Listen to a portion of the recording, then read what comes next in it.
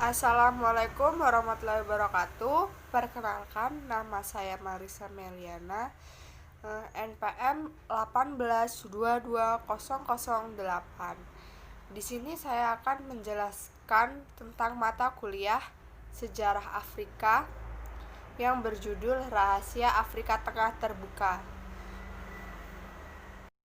Yang pertama di sini saya akan menjelaskan tentang David Livingstone, pembuka rahasia benua gelap.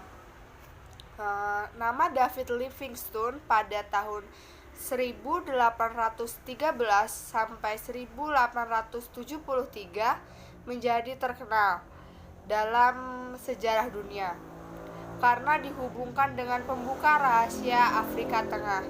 Pada masa mudanya itu, ia belajar ilmu klasik, obat-obatan, dan teologia. Kemudian pada tahun 1840-an, pada tahun itu ia meninggalkan London dan menjalankan tugasnya menjadi misionari Society ke Afrika. Nah, pada tahun 1841, pada tahun awal itu ia sampai di Cape Town. Selanjutnya ia menuju ke tanah Botswana, tempat penangkalan misi yang didirikan oleh Robert Moffat. Pangkalan ini adalah pangkalan misi milik London Missionary Society yang terjauh, berada di tengah pedalaman. Jadi ini ada di tengah pedalaman gitu. 8 tahun lamanya David Livingstone telah mengelola rencananya untuk mengurangi gurun pasir di Kalahari. Akhirnya ia memulai pekerjaan tersebut dan pada tahun 1849 ia menemukan Danau Magami. Dalam tahun berikutnya ia memulai dengan perjalanan yang kedua menuju ke Sungai Zambezi bagian hulu dan Sungai Chano. Berkat hubungan yang baik dengan suku-suku pribumi di Afrika,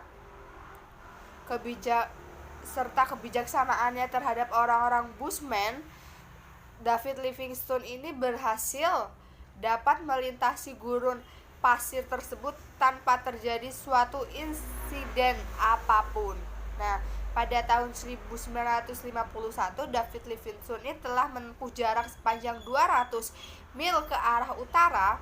Hubungannya itu sangat baik dengan suku yang menyebabkan ia berhasil menemukan Sungai Zambezi ini. Tetapi pada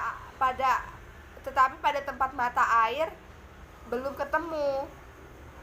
Jadi pada tahun 1853 ia memutuskan agar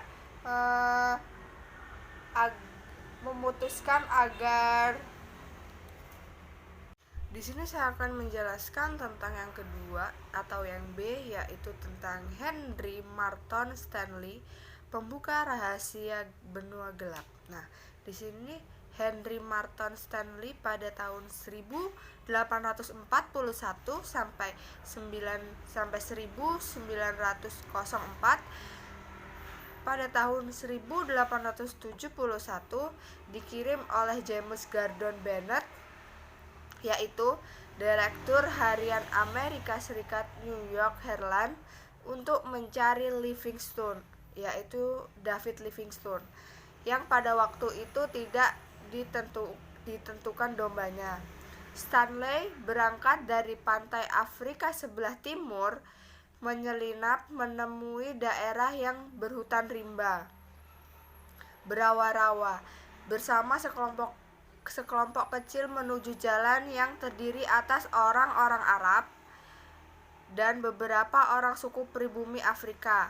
Ketika ia berhasil menemukan David Livingstone, maka keduanya bekerja sama hingga tahun 1872. Nah, mereka itu melakukan penjelajahan ke daerah utara Tanganyika. Kemudian mereka berpisah, masing-masing melanjutkan usahanya sendiri, yaitu Livingstone mengambil ke arah selatan, tetapi keadaan kesehatannya sendiri itu tuh tidak memungkinkan untuk melaksanakan rencana kerjanya. Pada tahun 1873, setahun kemudian, Livingstone meninggal dunia. Nah, Stanley ini berhasil menemukan seluruh aliran sungai Kano dari bagian hulu sungai itu.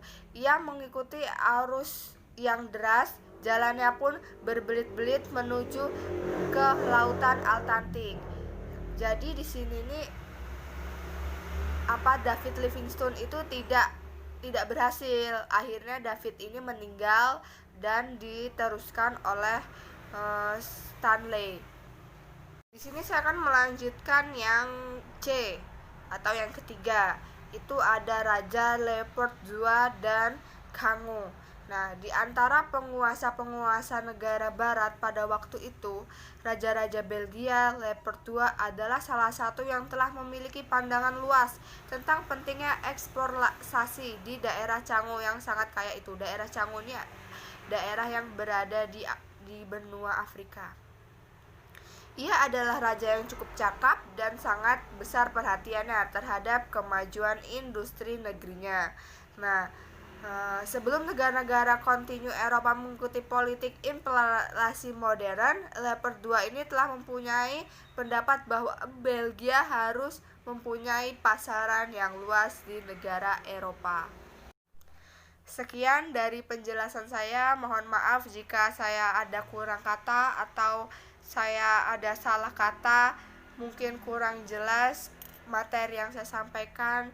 Saya mohon maaf. Wabillahi taufik walhidayah. Wassalamualaikum warahmatullahi wabarakatuh. Terima kasih.